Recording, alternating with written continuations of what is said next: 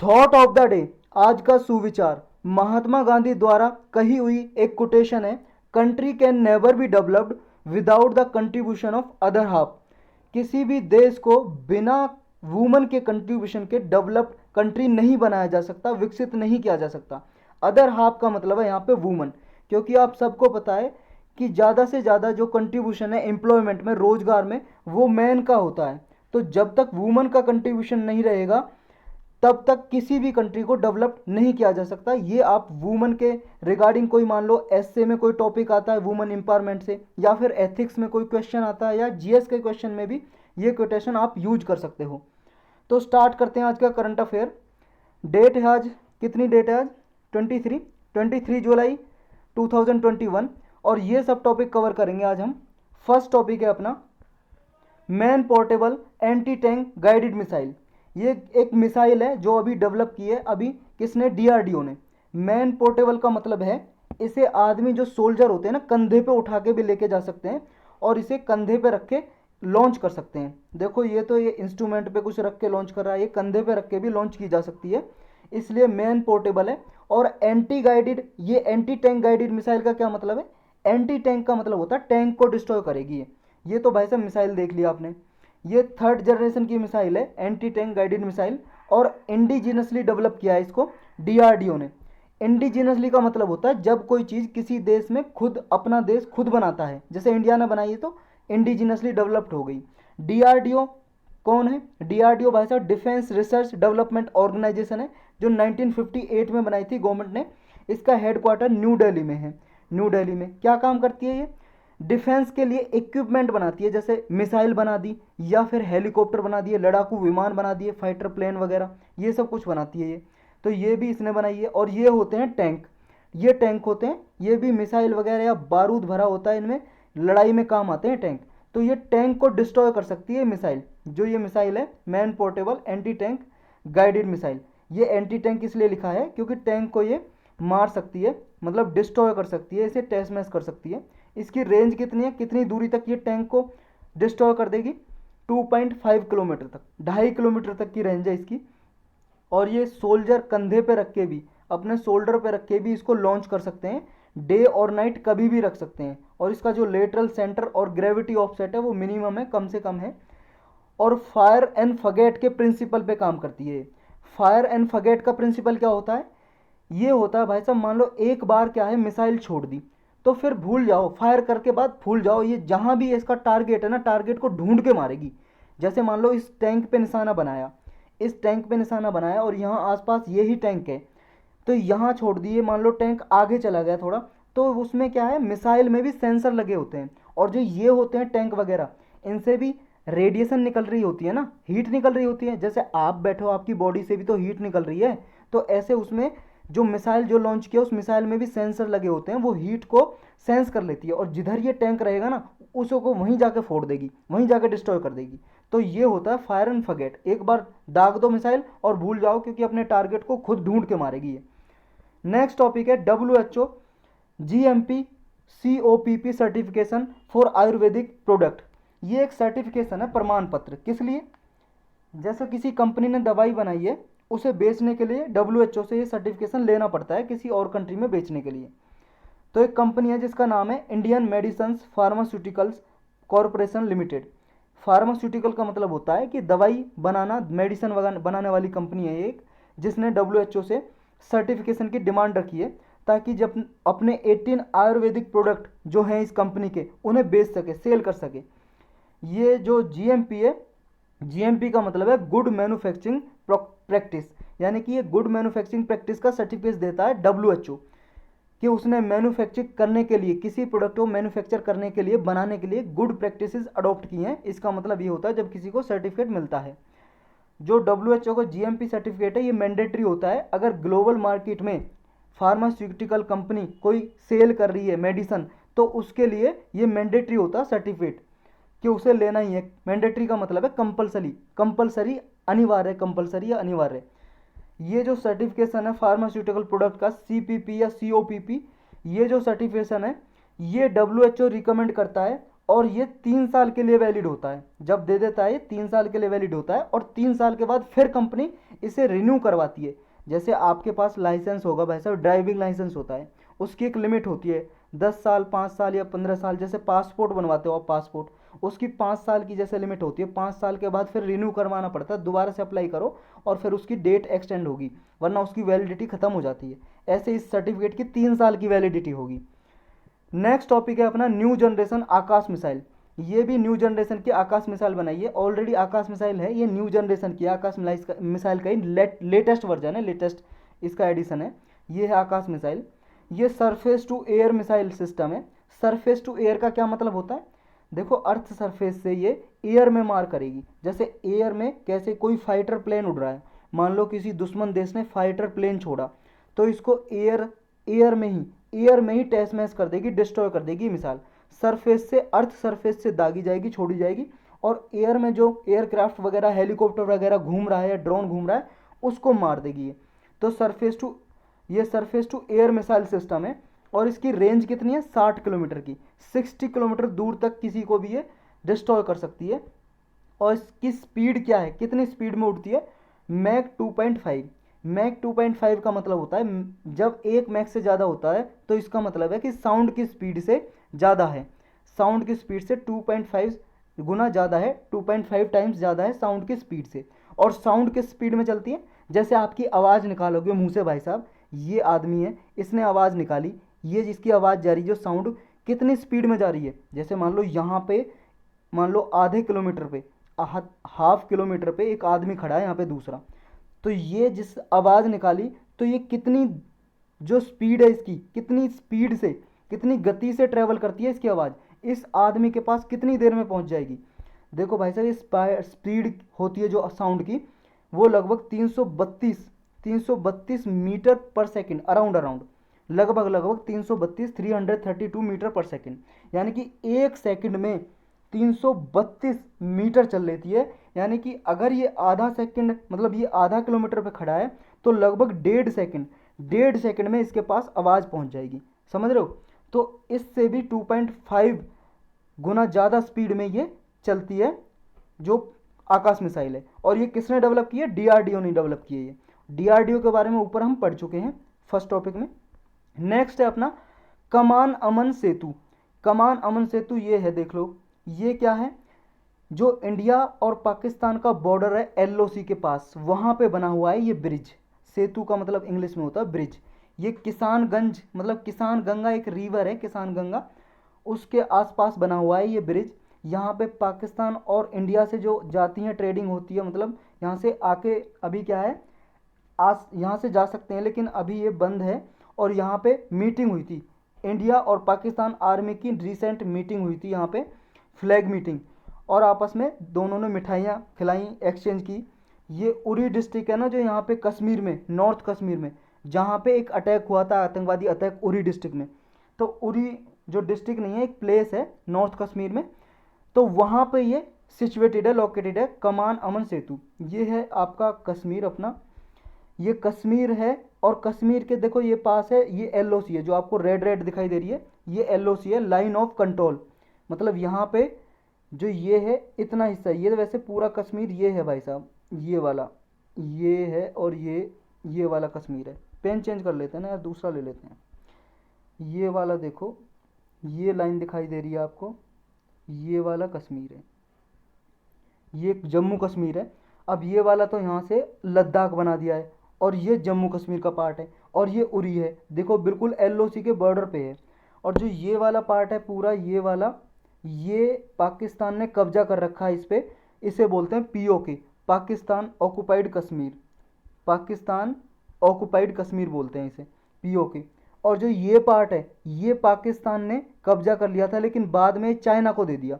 ये है जम्मू कश्मीर का ही पार्ट, ये लेकिन किसको दे दिया? चाइना को दे दिया, अभी चाइना के पास है ये। और जो ये वाला पार्ट है, इसको बोलते हैं, ये वाला पार्ट है जो ये वाला पार्ट है अक्साई चीन। अक्साई चीन, ये चीन के पास है, चीन के पास है भाई साहब, ये चीन ने ले रखा है हमसे। 1962 की लड़ाई हुई थी, तब इसके कब्जे में यहाँ तक आ गई थी सेना। तो ये जो लाइन है इंडिया और अक्साई चीन के बीच में, इसको बोलते हैं LAC, LAC line of actual control, और ये है LOC line of control, Pakistan और इंडिया का बॉर्डर यहाँ पे। तो यहाँ पे उरी है जो इसी के पास है अमान सेतु, मतलब कमान अमन सेतु इसी के पास है, और इसे फ्रेंडशिप ब्रिज भी बोला जाता है इंडिया और पाकिस्तान के बीच में, फ्रेंडशिप ब्रिज। नेक्स्ट टॉपिक है अपना आदर्श स्मारक स्कीम।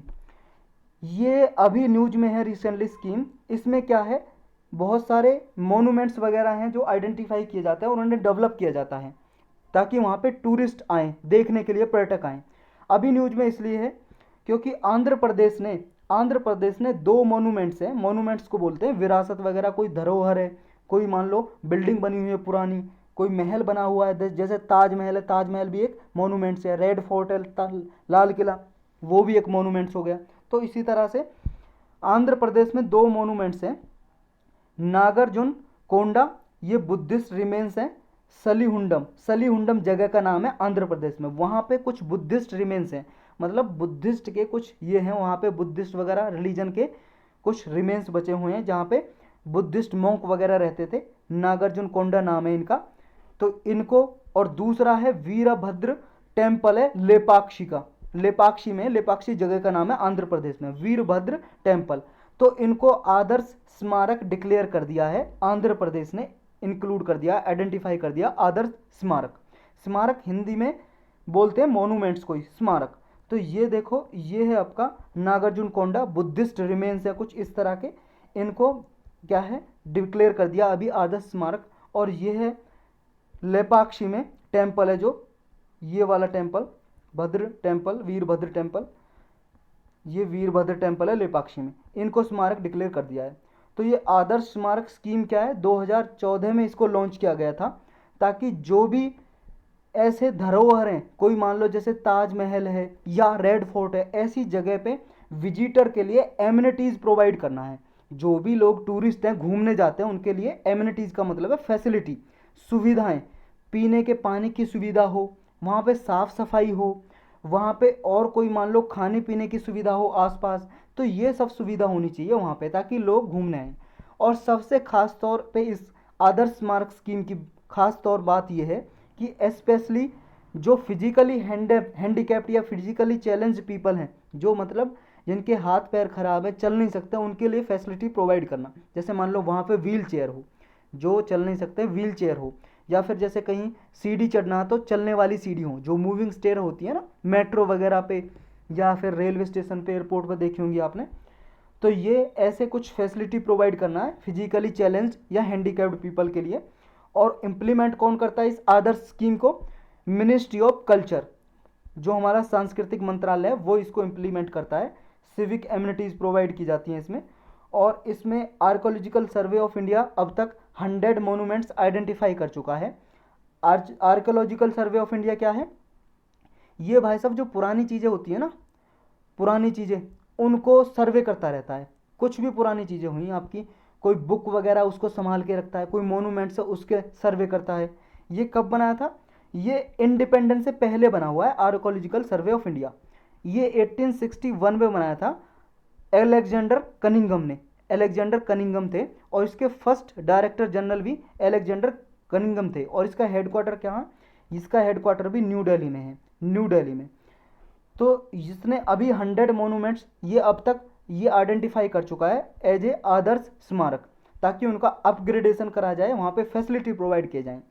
तो इस स्कीम के ऑब्जेक्टिव यानी कि टारगेट, लक्ष्य क्या है, वही टारगेट है जो हमने ऊपर डिस्कस किए कि विजिटर फ्रेंडली मोनूमेंट्स को बनाना है, फैसिलिटी प्रोवाइड करनी है, ऑडियो वीडियो सेंटर्स बनाने हैं, साथ में डिफरेंटली एबल्ड पीपल के लिए एक्सेसिबल बनाना है मोनूमेंट्स, ताकि वहाँ पे व्हील चेयर हों वो भी घूम सकें पूरा। और वहाँ पे अगर कोई चढ़ने वाली सीढ़ियाँ हैं तो उनके मूविंग स्टेयर बनाई जाएँ, ताकि आसानी से लिफ्ट वगैरह बनाई जाएँ अगर लिफ्ट पॉसिबल है तो चढ़ने के लिए। और स्वच्छ भारत अभियान को भी इम्प्लीमेंट किया जाए साथ साथ, मतलब कि वहाँ पे आसपास क्लीन एनवायरनमेंट क्रिएट किया जाए, साफ़ सफाई रखी जाए। नेक्स्ट टॉपिक और हिस्टोरिकल अर्बन लैंडस्केप प्रोजेक्ट। जो हिस्टोरिकल अर्बन लैंडस्केप प्रोजेक्ट है, इसमें मध्य प्रदेश ने अभी ये लॉन्च किया है। ये यूनेस्को का प्रोजेक्ट है, और अभी मध्य प्रदेश ने किसके लिए लॉन्च किया है, ये historic urban landscape project Gwalior और ओरछा सिटीज, मध्य प्रदेश में ये सिटी है, शहर के नाम है ग्वालियर और ओरछा। यहाँ पे ये स्कीम है, प्रोजेक्ट है यूनेस्को का। यूनेस्को आप सब लोग जानते हो, यूनाइटेड नेशन की एक स्पेशलाइज एजेंसी है यूनेस्को। तो इसका एक प्रोजेक्ट है, इसको इम्प्लीमेंट कर रही है, लॉन्च कर रही है मध्य प्रदेश यहाँ पे 2 सिटीज़ में। तो अब क्या होगा कि जो यूनेस्को है इनके ग्वालियर और ओरछा के मैनेजमेंट और डेवलपमेंट के लिए प्लान प्रिपेयर करेगी सिटीज़ के लिए, कि यहाँ पे इन सिटीज़ को कैसे डेवलप किया जाए।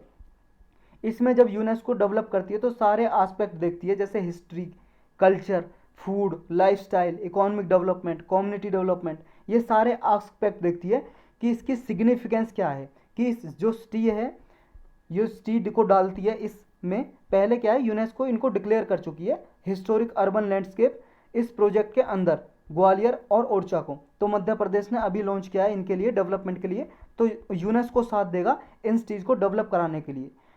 ऐसे प्लेस को करती है यूनेस्को इस प्रोजेक्ट में शामिल जिसकी कोई सिग्निफिकेंस होती है, हिस्टोरिकल या कल्चरल, या वहाँ पे कोई अलग से फूड स्टाइल है, लाइफ स्टाइल है, तो तब डिक्लेयर करती है। तो अब इन प्लेस को जॉइंटली डेवलप करेंगे government of India, Madhya Pradesh की गवर्नमेंट और यूनेस्को, तीनों मिलके इनको डेवलप करेंगे, इनके हिस्टोरिकल और कल्चरल इम्प्रूवमेंट पे ध्यान देंगे। अब इन सिटी के बारे में थोड़ा पढ़ लेते हैं, बैकग्राउंड क्यों इनको किया है, ऐसी क्या खासियत बात है इनमें। देखो, जो ये मध्य प्रदेश की ग्वालियर और ओरछा जो सिटी हैं, यूनेस्को ने अपनी लिस्ट में, जो वर्ल्ड हेरिटेज की लिस्ट है उसमें इंक्लूड कर चुका है। इसमें अर्बन लैंडस्केप सिटी जो प्रोग्राम है इसके अंतर्गत दिसंबर 2020 में ही कर चुका है, और हमने ये तब न्यूज़ में था दिसंबर 2020 में, करंट अफेयर के सेशन में ही कवर किया था। तो ग्वालियर के बारे में पढ़ लेते हैं। इसमें पहले कौन रूल करता था ग्वालियर पे। नाइन्थ सेंचुरी में एस्टेब्लिश हुई था ग्वालियर, जो शहर है ये ग्वालियर 9th सेंचुरी में बना था, और इसमें रूलर जो रहे थे गुर्जर प्रतिहार राजवंश, इसने रूल किया था, यहाँ पे राज किया था। तोमर डायनेस्टी, जो तोमर वंश है उसने भी यहाँ पे राज किया था। बघेल कछवाहों ने और सिंधिया, इन्होंने राज किया था ग्वालियर पे। जो मेमोरेबिलिया है, यहाँ पे बहुत सारे मेमोरियल्स पाए गए हैं। मेमोरेबिलिया का मतलब है कुछ पुरानी यादें वाली चीज़ें, कुछ मेमोरियल्स बने हुए हैं, फोर्ट्स, किले बने हुए हैं यहाँ पे, कुछ महल बने हुए हैं, पैलेसेस इस एरिया में। जो ओरछा सिटी है ये टेम्पल के लिए और पैलेसेस मतलब मंदिर और महल के लिए फेमस है। ये जो बुंदेला किंगडम था 16th सेंचुरी का, यहाँ पे रूल किया था, और उसकी कैपिटल थी ओरछा। यहाँ पे जो फेमस स्पॉट हैं, जो फेमस यहाँ पे पैलेस हैं, राजमहल हैं, मतलब जो यहाँ पे महल वगैरह हैं, टेम्पल है, उनमें है राजमहल, एक तो बहुत फेमस है, ये पैलेस है। जहांगीर महल, रामराज टेम्पल, राय प्रवीण महल और लक्ष्मी नारायण मंदिर, ये है आपका राजमहल भाई साहब, ये है राजमहल। और ये है आपका जहांगीर महल, ये जहांगीर महल है। और ये है रामराज टेम्पल, रामराज टेम्पल। और ये प्रवीण है, ये वाला जो आपने देखा है राय प्रवीण महल, ये राय प्रवीण महल है, ये वाला राय प्रवीण महल। और ये है आपका लक्ष्मी नारायण टेम्पल, ये लक्ष्मी नारायण टेम्पल है। तो ये कुछ हिस्टोरिक पैलेस और टेम्पल है यहाँ पे ओरछा में, सिटी में। तो जो ये हिस्टोरिक अर्बन लैंडस्केप अप्रोच है इसके बारे में पढ़ लेते हैं। यूनेस्को ने इसको अडॉप्ट किया था, एक जनरल कॉन्फ्रेंस हुई थी, मीटिंग हुई थी यूनेस्को की 2011 में, तब अडॉप्ट किया था इस प्रोग्राम को। जो इसमें हिस्टोरिक अर्बन लैंडस्केप अप्रोच है, इसमें इंटीग्रेटेड अप्रोच अपनाई जाती है कि जो कोई भी ऐसी सिटी है या कोई शहर या कोई ऐसा मोनूमेंट्स है जिसकी कोई हिस्टोरिकल वैल्यू है, तो उसको हेरिटेज रिसोर्स की तरह मैनेज किया जाएगा, ताकि वहाँ पे जो आसपास का इन्वायरमेंट है उसको भी सुरक्षित रखा जा सके। जो ये हिस्टोरिक अर्बन लैंडस्केप में क्या क्या करते हैं, जो सिटी है, सिटी को एक्नॉलेज करते हैं, उसमें जो नेचुरल और या बिल्ट इन्वायरमेंट है उसको संजो के रखते हैं। जैसे यहाँ पे कोई टेंजिबल या इंटेंजिबल वैल्यूज़ हैं। टेंजिबल का मतलब होता है कुछ स्पर्शनीय, जैसे छू के देखा जा सके, कैन बी टच, जैसे पैलेस मोनूमेंट हो गया। और इंटेंजिबल वैल्यू होगी कोई त्यौहार हो गया, कोई ट्रेडिशन कस्टम हो गई, रीति रिवाज हो गई, उन्हें छू के थोड़ी, उन्हें तो परफॉर्म करते हैं, प्रैक्टिस करते हैं। टेंजिबल में कोई बिल्डिंग वगैरह आ जाती है, और इसमें कुछ भी आ सकता है, आपका फेस्टिवल, त्यौहार, मेला, या कोई ट्रेडिशन, कल्चर, कस्टम, ट्रेडिशन, कुछ भी आ सकता है। तो इनको लिंक करता है इसमें, इस प्रोजेक्ट में यूनेस्को। जो भी कम्युनिटी ऐसी कल्चरल और सोशल प्रैक्टिसेस करती है उनको संजो के रखना कंजर्व करना इसका काम है। ये अप्रोचेज है, इसमें पॉलिसी एड्रेसेस की जाती हैं, गवर्नेंस और मैनेजमेंट किया जाता है। कुछ भी जो कंसर्न है, प्रॉब्लम है यहाँ पे लोकल, नेशनल, रीजनल लेवल पे या इंटरनेशनल लेवल पे, पब्लिक प्राइवेट सेक्टर, इन सबको साथ में लेके अर्बन डेवलपमेंट प्रोसेस के साथ इन जो भी प्लेस आइडेंटिफाई किए जाते हैं उनको डेवलप किया जाता है इसमें। नेक्स्ट टॉपिक है अपना, वो खत्म हो चुका है, JNK to grant domicile certificates to non local spouses. JNK में अभी क्या है, एक नया रूल बनाया गया है, जो हमारे संविधान का कॉन्स्टिट्यूशन ऑफ इंडिया है उसके आर्टिकल 309 में ये पावर एक्सरसाइज की है। जम्मू कश्मीर सिविल सर्विस, जो सिविल सर्वेंट वहाँ पे काम करते हैं, एक एक्ट बनाया हुआ 2010 का जम्मू कश्मीर में, जब जम्मू कश्मीर में स्टेट हुआ करता था 2019 से पहले। आप सबको बताएं 5 अगस्त 2019 को जो 370 आर्टिकल था हमारे संविधान में उसको अबॉलिश कर दिया, गवर्नमेंट ने हटा दिया, क्योंकि ये जम्मू कश्मीर को स्पेशल राइट देता था, स्पेशल स्टेटस देता था, जिसमें खुद जम्मू कश्मीर का अलग से संविधान था, कॉन्स्टिट्यूशन अलग से, फ्लैग था, झंडा अलग से, अपने लॉ बनाता था। लेकिन इसको हटा दिया। अब सब लॉ और कौन बनाएगा, जितने भी पार्लियामेंट के लॉ होते हैं, पार्लियामेंट जो बनाती है गवर्नमेंट ऑफ इंडिया, सब लॉ इस पर लागू होंगे, कानून। तो जो ये जम्मू कश्मीर का सिविल सर्विस एक्ट था 2010 का, और जम्मू कश्मीर का एडमिनिस्ट्रेशन इसमें क्या है, इसमें डोमिसाइल सर्टिफिकेट इशू करता था। अब इसके अकॉर्डिंग, इस एक्ट के अकॉर्डिंग इसमें बदलाव कर दिया।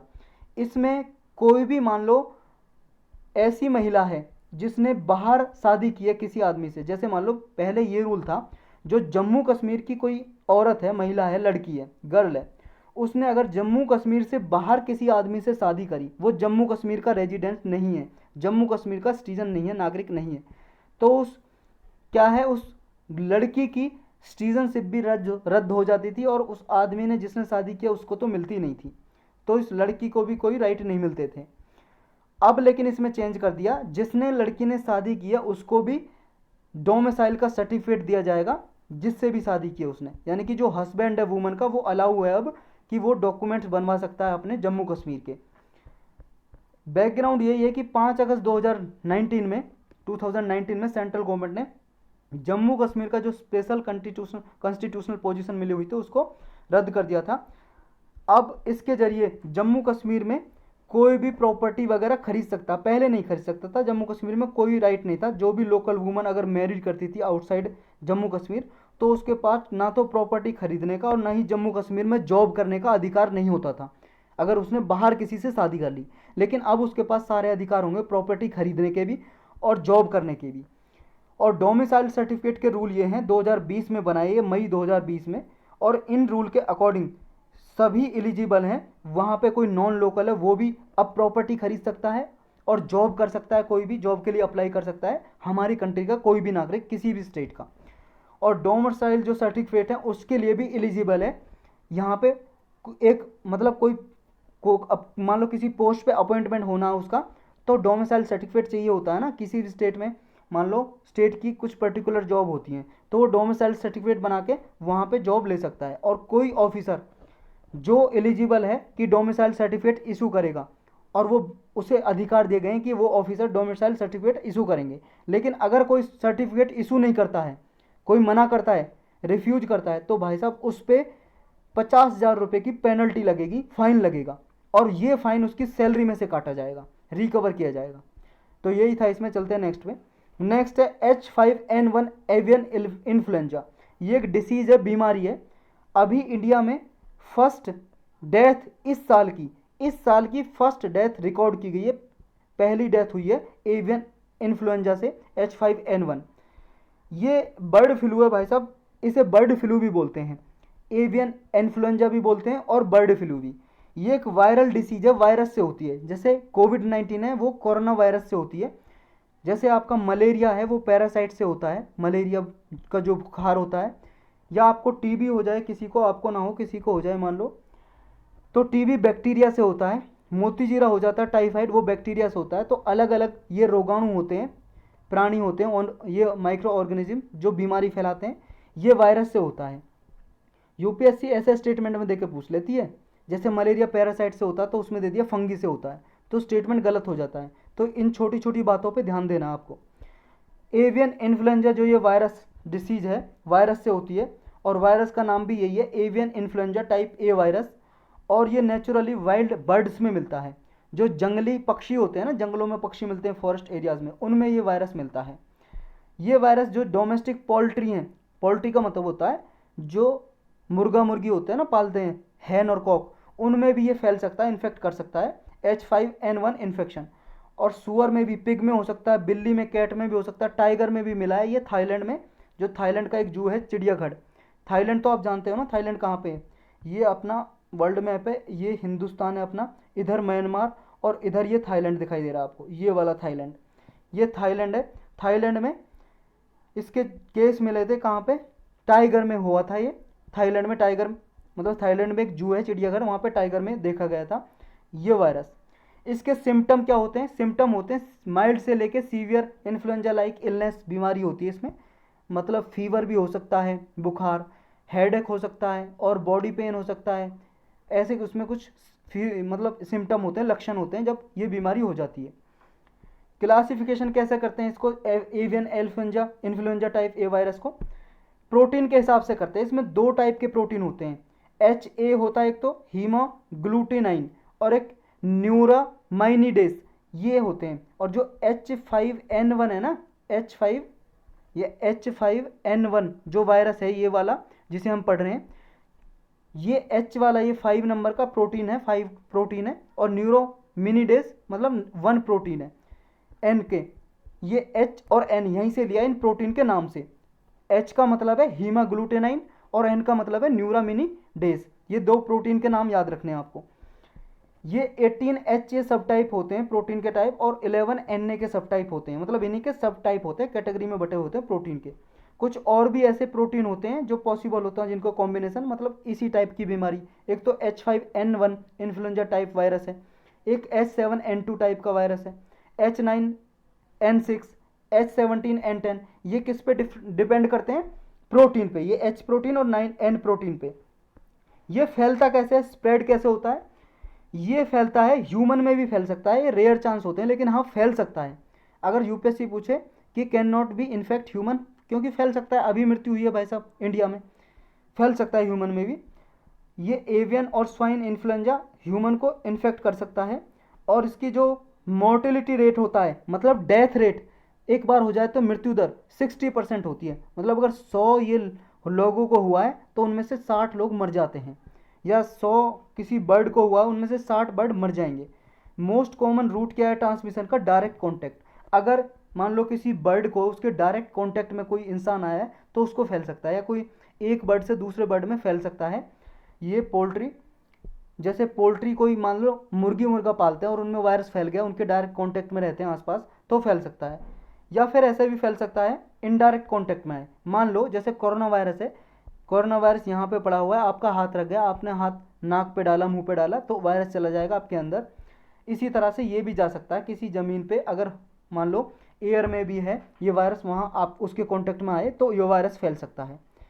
इंडिया को 2019 में H5N1 वायरस के लिए, एवियन इन्फ्लुएंजा H5N1 वायरस के लिए डिक्लेयर कर दिया था, फ्री कर दिया था, मतलब एक भी केस नहीं था H5N1 वायरस का इंडिया में। लेकिन ये तब तक ही ये स्टेटस रहता है फ्री का, जब तक कोई दोबारा कोई केस ना आ जाए, लेकिन अब केस आ गया, अब फ्री नहीं रहेगा। तो ये स्टेटस है सिर्फ तब तक ही रहता है जब तक आउटब्रेक दोबारा से रिपोर्ट ना हो, दोबारा से कोई केस ना है। और जब ये डिक्लेयर करते हैं ना, जैसे इंडिया ने डिक्लेयर कर दिया हमारे एक भी केस नहीं आया, तो डिक्लेयर कर देता है इंडिया, 2019 में डिक्लेयर किया, और फिर नोटिफाई करता है किसको, OIE को। ये OIE क्या है, ये एक ऑर्गेनाइजेशन है, organization for animal health, world organization for animal health. ये एनिमल जो हैं उनकी बीमारी वगैरह ना लगे कुछ उन्हें, उनके प्रोटेक्शन के लिए ये काम करती है ऑर्गेनाइजेशन, तो इसको भी नोटिफाई करता है। यही था इसमें। चलते हैं नेक्स्ट पे। नेक्स्ट है स्माइल स्कीम। ये स्माइल स्कीम जो स्पेशली मार्जिनलाइज इंडिविजुअल होते हैं ना, मार्जिनलाइज का मतलब होता है पुअर पीपल, जो वंचित पीपल होते हैं, ऐसे इंडिविजुअल के लिए स्कीम लॉन्च की गई है। Ministry of social justice and environment, इस मिनिस्ट्री की स्कीम है, इसने इसको फॉर्मुलेट किया है। ये स्माइल का मतलब है इसमें S for sport, for marginalise, I for individual, L for livelihood and enterprise, E for sport for marginalise, individual for livelihood and enterprise. मतलब कि इसमें सहायता करते हैं लाइवलीहुड के लिए, अपना जीवन यापन कर सकें गरीब लोग, और इंटरप्राइज अगर उनको मान लो स्किल प्रोवाइड करें ऐसी, अगर कुछ छोटा मोटा उद्योग खोलना चाहें अपना, छोटी मोटी दुकान वगैरह कुछ भी, तो उनको प्रमोट करते हैं। इसमें फंड प्रोवाइड करती है गवर्नमेंट, मतलब रिहेबिलिटेट करती है। मेनली ये स्कीम है भिखारियों के लिए, बेगर्स के लिए, जो भीख मांगते हैं उनको क्या है रिहेबिलिटेट करते हैं, उन्हें पकड़ते हैं और उनको क्या है सहायता देते हैं कि भाई साहब आप मेन स्ट्रीम में आओ, डेवलपमेंट करेंगे आपका। उन्हें मेडिकल फैसिलिटी देते हैं, अगर कोई बीमारी है काउंसलिंग करते हैं उनके साथ, बेसिक डॉक्यूमेंटेशन बनाते हैं उनका, कोई मान लो आधार कार्ड वगैरह कुछ बनाना डॉक्यूमेंट्स, उन्हें फिर एजुकेशन प्रोवाइड करते हैं, स्किल देते हैं कि कुछ काम कर सके, उन्हें स्किल प्रोवाइड करना, डेवलपमेंट करना उनका, और इस तरह से इकोनॉमिक लिंकेज करते हैं उनका। ये सब स्कीम है इसमें, ये सेंट्रल सेक्टर स्कीम है for comprehensive rehabilitation of person engaged in act of begging. इसी की सब स्कीम है स्माइल स्कीम। जो ये स्कीम है इतनी बड़ा नाम है, जो comprehensive rehabilitation of person engaged in the act of begging. तो जो बेगिंग करते हैं वो भी लोग इसमें कवर हैं स्माइल स्कीम में। स्माइल स्कीम में जो बेगिंग मांगते हैं उनका रिहेबिलिटेशन करना है। रिहेबिलिटेशन का मतलब हम समझ चुके हैं क्या होता है। रिहेबिलिटेशन का मतलब कि लोगों को, जैसे जो बैगिंग करते हैं उन्हें बैगिंग करना छुड़ाना और उन्हें फैसिलिटी प्रोवाइड करना ताकि अपना जीवन यापन कर सकें, उन्हें स्किल और एजुकेशन प्रोवाइड करके। ये स्कीम इंप्लीमेंट की जाएगी स्टेट और यूटी की गवर्नमेंट के साथ मिलके, लोकल जो अर्बन बॉडीज होती है उनके साथ मिलके, कोई वॉलंटरी ऑर्गेनाइजेशन है कोई सहायता करना चाहता है स्कीम को लागू करने में, उसके साथ मिलके, जो कोई सीबीओ होती हैं कम्युनिटी बेस्ड ऑर्गेनाइजेशन, या कोई ऐसा इंस्टीट्यूट है या कोई एनजीओ सहायता करना चाहता है, या सिविल सोसाइटी करना चाहती है, कोई भी वॉलंटरी सहायता देना चाहता है, उनके साथ मिलके इस स्कीम को इम्प्लीमेंट किया जाएगा। इंडिया में बेगर्स कितने हैं इसको देख लेते हैं थोड़ा।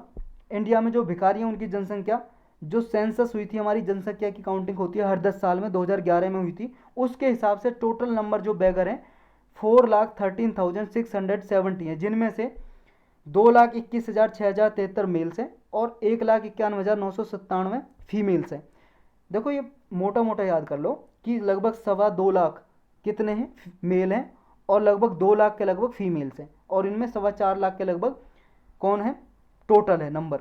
इनके लास्ट सेंसस से जो नंबर है इंक्रीज हुए हैं, मतलब भिखारियों की संख्या बढ़ गई है। इनमें से वेस्ट बंगाल में सबसे ज़्यादा भिखारी रहते हैं, उसके बाद उत्तर प्रदेश में, फिर बिहार में, ये सेकंड और थर्ड नंबर पे आते हैं।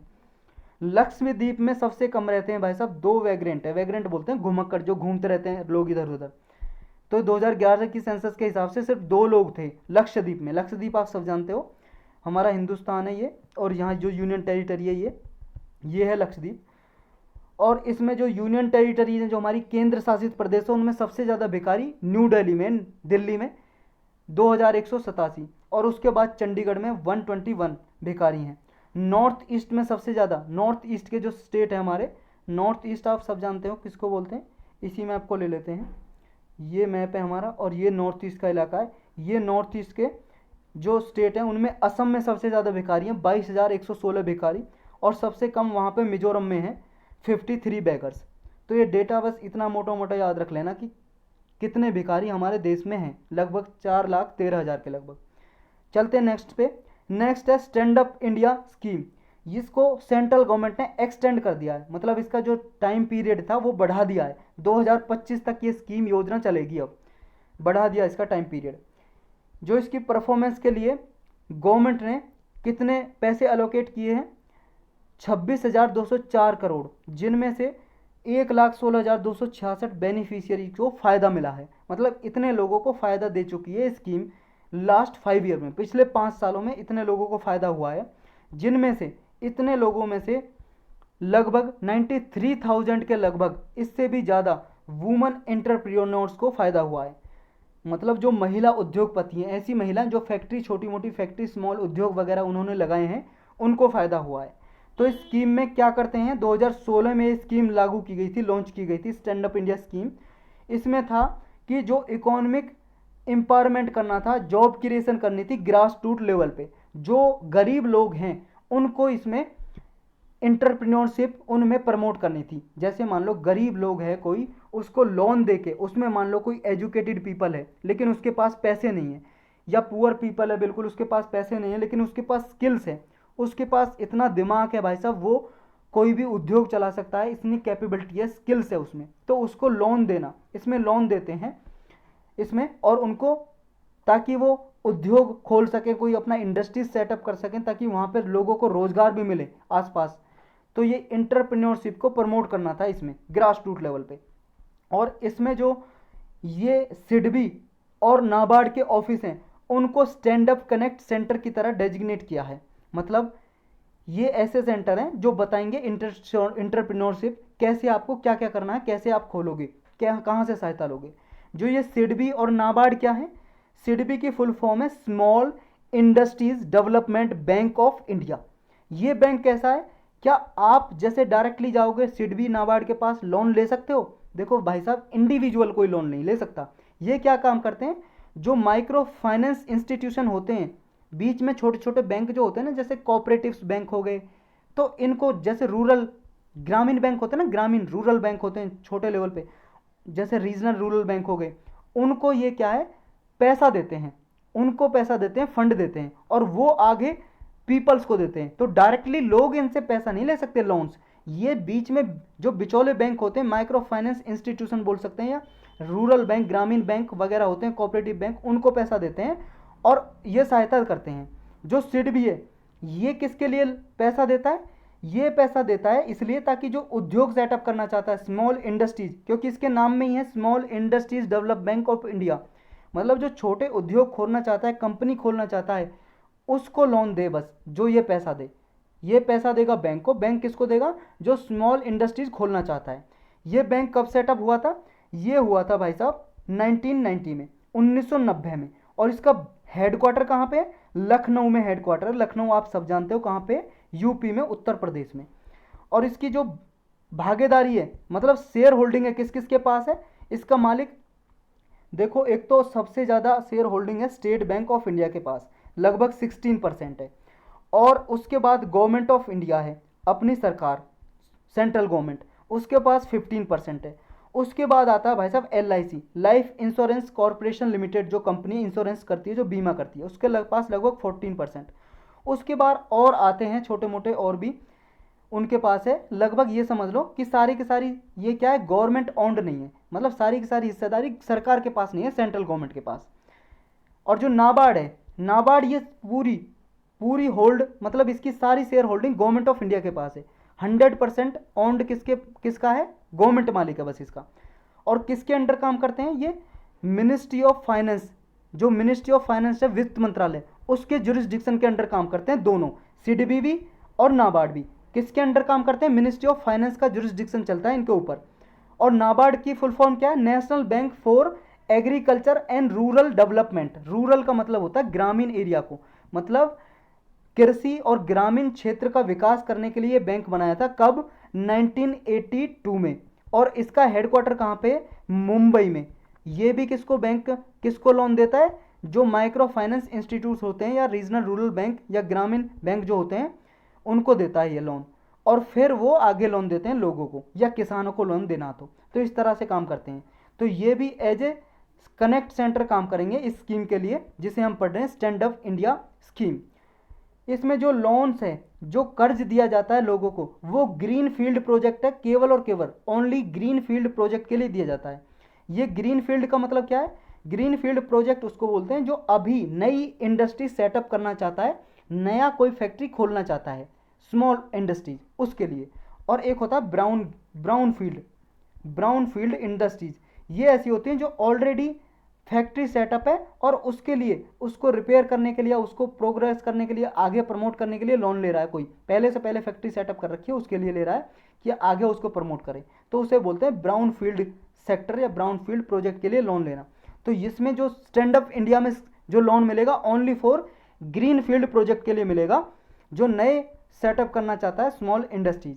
इसका ऑब्जेक्टिव क्या है, टारगेट, ऑब्जेक्टिव तो आप समझ गए होंगे अभी तक जो हम मतलब डिस्कस कर रहे थे, मतलब लोन देना है इसमें। जो शेड्यूल कॉमर्शियल बैंक होते हैं, शेड्यूल कॉमर्शियल बैंक वो होते हैं जो शेड्यूल है एक जो बैंकिंग एक्ट है 1934 का और 1949 लगभग, उसमें जो सेटअप मतलब उसके द्वारा सेटअप होते हैं जो बैंक, जैसे पीएनबी बैंक हो गया, पंजाब नेशनल बैंक, एसबीआई, ये शेड्यूल कॉमर्शियल बैंक हैं।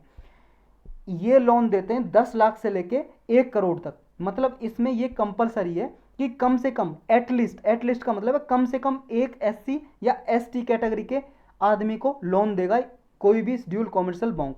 कोई भी शेड्यूल कॉमर्शियल बैंक जो है 10 लाख से लेके 1 करोड़ तक के बीच में लोन देगा, या तो किसी एक एससी कैटेगरी के बंदे को, या एसटी कैटेगरी में आता है जो शेड्यूल ट्राइब में, शेड्यूल कास्ट में जो आते हैं उनको, और एक इन दोनों में से तो एक देगा, या तो एससी को दे दो या एसटी को दे दो, और एक कम से कम वुमन को, महिला को देगा।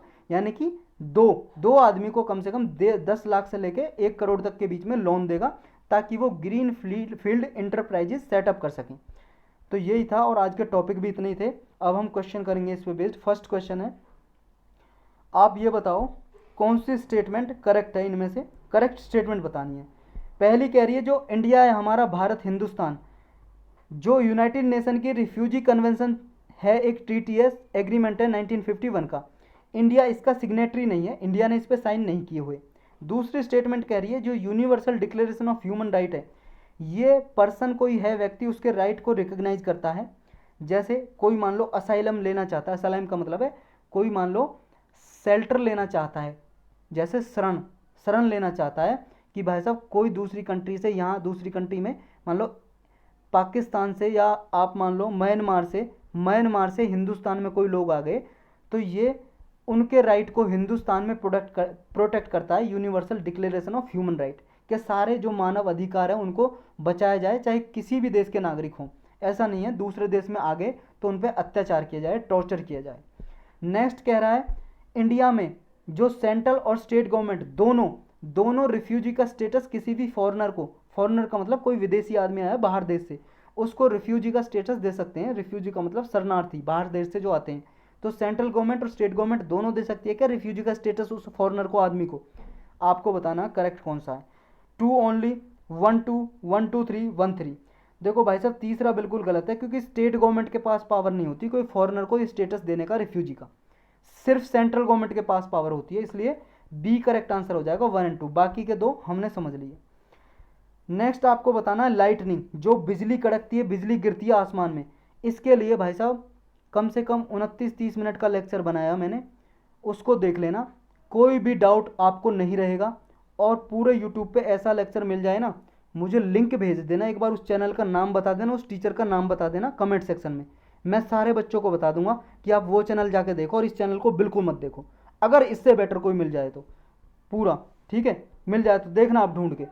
तो अगर नहीं देखा तो वो लेक्चर जरूर देखना लाइटनिंग का, क्योंकि इस साल लाइटनिंग से बहुत सारी मौत हुई है, डेथ हुई है, और न्यूज में रहा है पूरे सालों साल। बिहार में बहुत ज़्यादा डेथ हुई है लाइटनिंग की वजह से। तो ये इससे क्वेश्चन आ सकता है प्रीलिम में भी और मेंस में भी, कि लाइटनिंग से मेंस में ऐसे पूछा जा सकता है कि इस लाइटनिंग से बचाना है लोगों को तो क्या करेंगे, क्या उपाय हो सकते हैं। तो आप वो लेक्चर जरूर देखना। तो इसके रिगार्डिंग करेक्ट स्टेटमेंट बतानी है आपको। फर्स्ट स्टेटमेंट कह रही है लाइटनिंग जो है ये वेरी रैपिड और massive discharge of electricity in the atmosphere, ये आसमान में इलेक्ट्रिसिटी जो चार्ज होता है बहुत तेजी से निकलता है और अर्थ के सरफेस की तरफ आता है, इसी को लाइटनिंग बोलते हैं।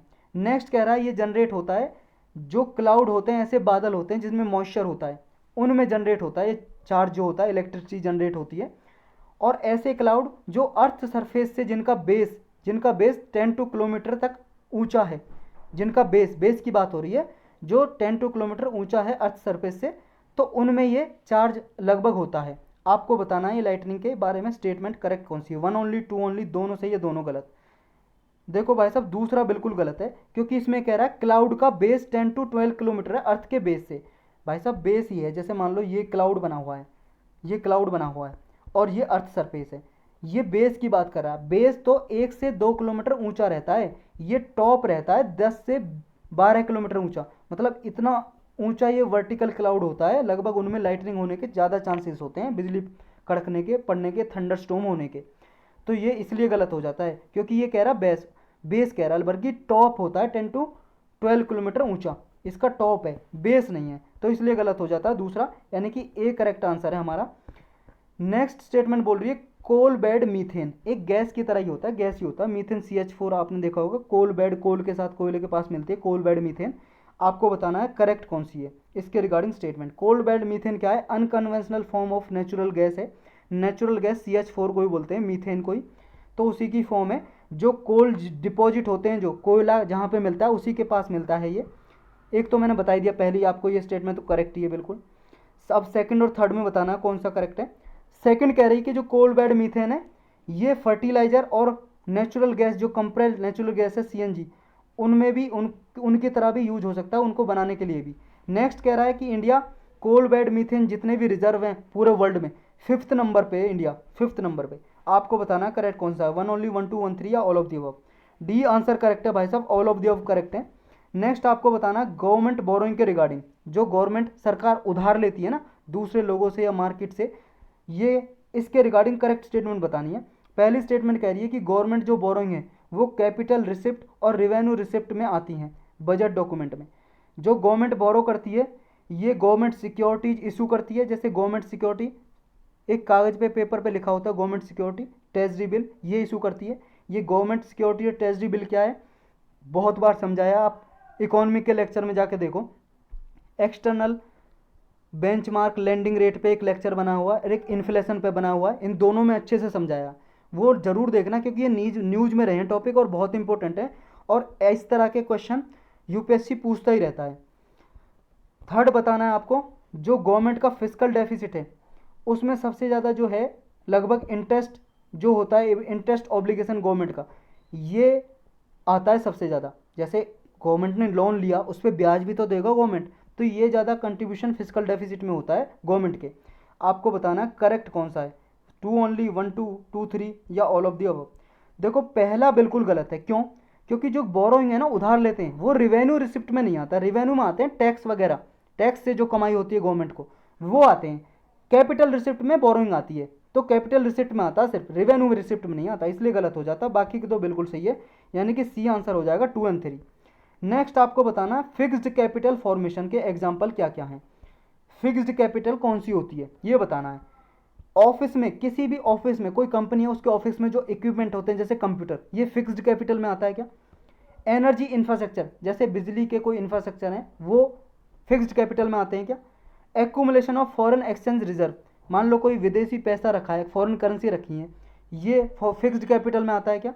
आपको बताना है कौन कौन सा आता है, 1 2 2 3 1 3 2 ओनली, 1 2 3।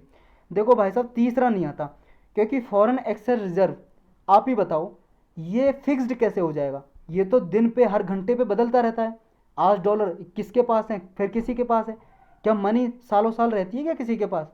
फिक्स्ड नहीं होती। फिक्स्ड कैपिटल वो होते हैं जो फिजिकल, अधिकतर फिजिकल कैपिटल होती है। जैसे मान लो किसी कंपनी की, गवर्नमेंट की बिल्डिंग हो गई, ये फिक्स्ड कैपिटल है। कैपिटल का मतलब पूंजी, राशि। एनर्जी इंफ्रास्ट्रक्चर है, कोई मान लो बिजली का आपने लगवाया, कुछ भी कोई भी इक्विपमेंट है, वो फिक्स्ड कैपिटल में आ गए, तो इसके आंसर हो जाएगा ए 1 और 2 ओनली। नेक्स्ट क्या है? नेक्स्ट कुछ नहीं है, इतना ही था। अलविदा।